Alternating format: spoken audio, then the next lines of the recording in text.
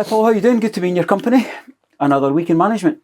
Hi, another week, another busy week. Obviously, kind of reflecting on last week's game and trying to improve and get better going at this one. Week 2, anything changed? Probably a bit more settled, bit more used to the routine, a bit more knowing kind of how I want everything to work. Bits I've had to tweak and change and make better. So, aye, a bit more settled and focused and ready to go now. Do you come in and look at wholesale changes? Do you look at doing things very different? Do you look at keeping a kind of consistent base? And I guess that even evolves between week 1 and week 2. I think so, yeah. I think you don't want to change too much in one go. Probably tried to change a little bit at the weekend, bits of it worked, bits of it never. So it's been a kind of period of reflection probably after the game. We've done a post-match analysis, a review of the game and seen what went wrong, what went right. And hopefully we've used training this week to make the bits that needed to improve better, a bit more understanding of what I'm looking for and a few more options to bolt on the end of it. What did you feel fell by the wayside from communication to execution last Saturday? I think it was definitely out of possession. We weren't as good out of possession as we have been throughout the course of the season. Obviously, I touched on it before the game, and we all spoke about it in terms of that's been our kind of foundation as a team. That kind of hard work and working together as a team, being a strong unit.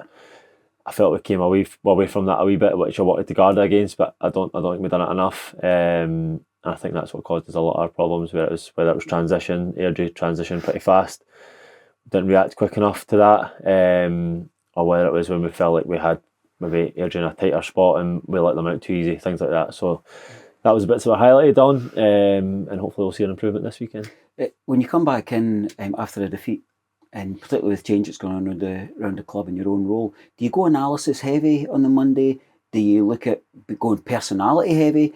Because I guess there's a job to be done in the kind of mindset as well as the practicalities of what happens on a football pitch. I think we went pretty heavy with the analysis. I think it's important that I think that's a good chance to properly look again at what actually happened. You don't know, obviously, of course, across the squad, some people will watch the game back, some won't, some will prefer to move on or whatever else. But I think it's important on a Monday morning you debrief it, good and bad. There was a lot. I had a right few clips at the start, which was to game plan, everything we worked on, everything we spoke about, we executed at times. But then there was a big period where it wasn't working, and we had to show that as well, and we showed the reasons why. And I think it was clear for everyone to see. I think sometimes as a coach or a manager you can easily tell someone, but when it's on a screen there in front of you, it's easier to show. It's clear. It's a clearer message. And I think that was important. So we had a wee go at it in terms of looking back at the game and what we need to be better at. It wasn't always the case before that we'd review games, but for me personally, I think it's a big part of it. So got the clips ready on Sunday, made sure it was ready for the boys on Monday, and we went over it, and it was a good open discussion. Everyone agreed, and that's what I'm a massive part of this as well. I was a big part of the performance, so it's not as if I can come in and tell everyone how it should be done, because I'm a part of it. So it was an open discussion, and we all agreed that it needs to be better. Tell us a wee bit about about the character within the squad, the communication, and I guess what I'm really interested in is the squad's ability to have ownership. Are you seeing that evolving? Are you seeing a bit of more open discussion?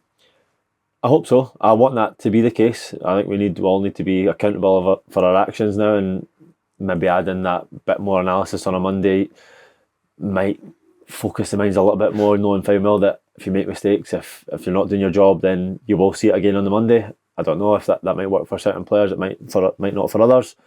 But I think it's a good tool to use, and what I will be using going forward, as long as I'm doing this role. So, but that's what I want us to be. I want us all to take ownership on our role. I want us to take ownership on helping our teammates at any opportunity, and I think if we do that across the board, we'll get good performances, we'll get good results, and you'll be held accountable at the end of it if you don't do your job, not in a nasty aggressive way, in a way of improvement and getting better. So that's what I want it to look like.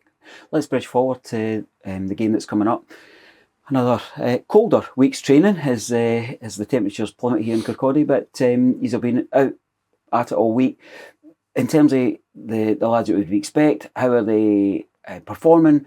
What's the attitude? What's the energy levels? But also tell us a wee bit about injuries across the championship. For most of us, it's tight squads, and the job's always made more difficult with tweaks and pulls and people with longer running issues. I think first and foremost, what I would say is training's been brilliant since the minute I've started doing it. Like the boys have been right at it, sharp, lively, enthusiastic, full of energy, everything I want the training to be.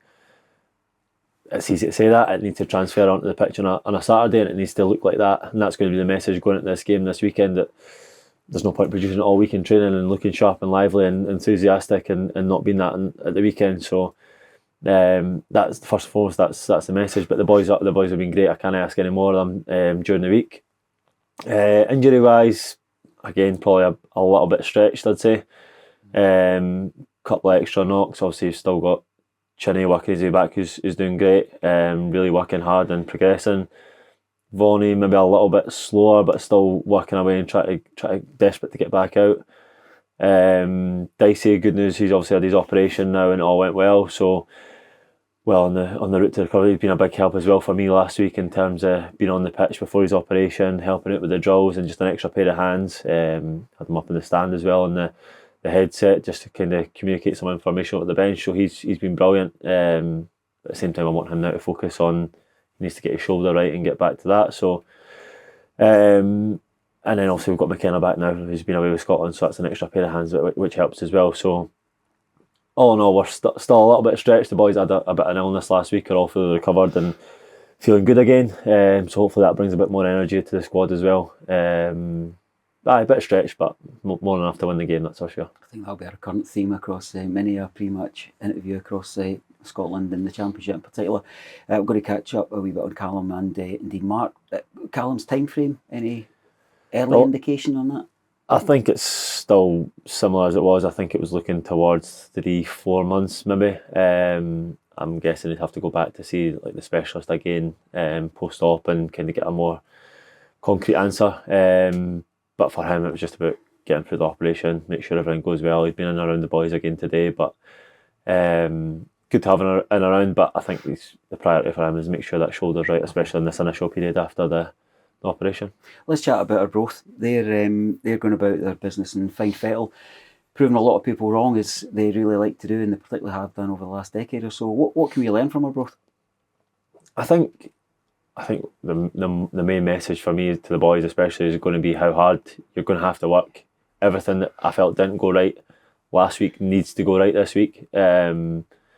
Arbroath will make it difficult for us. It's a difficult venue to go. Everyone says the wind's swirling half the time and all that. So it's all the things you need to deal with. No excuses. We're all going to have to deal with it, both teams. And as long as we're aware and ready for it from the start, I'm confident we will deal with it. But no, they're a team that've got a bit of confidence about them, a bit of energy, and they can play a bit. They can be direct. They mix the game up pretty well. But I feel like I've added a couple of bits in this week that hopefully will help us. It just needs to come in the game now. But first and foremost, it's going to be a battle. We're going to have to win that side of the game. And if we do, we've also got to trust the quality in the final third and hopefully get a couple of goals. Tell us a wee bit about your evolving role certainly since we last spoke, Paul. Any update on the managerial situation and your role within that? No update really. My communication to the board has always been, you go about your business. Between myself and Potts, we'll look after this side of it. And I'm guessing in the near future, communication will have to happen between myself and the board and what direction it's going to go in. But at the minute, no further forward. You mentioned Mark McKenna, part of that incredible week that we've all had as Scotland supporters. What is it that Mark and his expertise in video analysis brings to our life here at Raith Rovers? I just think he's involved in that elite level situations when he's away with Scotland, and he knows how it operates at that level. And I think if you can tap into that a little bit and get bits of information, maybe different way, maybe showing a meeting or whether it's a shape or whatever it is, different kind of ways of getting information across to the players, I think is going to be a big help for us. On top of that, he's a good coach as well, not just the analysis side of it. So Great to have him back in. He's buzzing. Obviously, he came in with Scotland gear on the day, so I don't know if he might say he's going to Hampden, but maybe he's just not took it off yet. I'm not sure. Quite possibly. What was your experience of this dramatic and wonderful week that we've all had?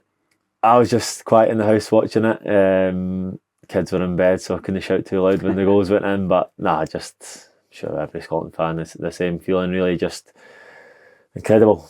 I think you said before the game there'd be a goal for the halfway line and an overhead kick, and you qualify for the World Cup. Nobody's believing you. So, exciting times for the country. I'm not going to set those expectations upon you and your managerial or your centre-half duties tomorrow, but we'll wish you the very best and we'll be there to give you your backing. Top man, thank you.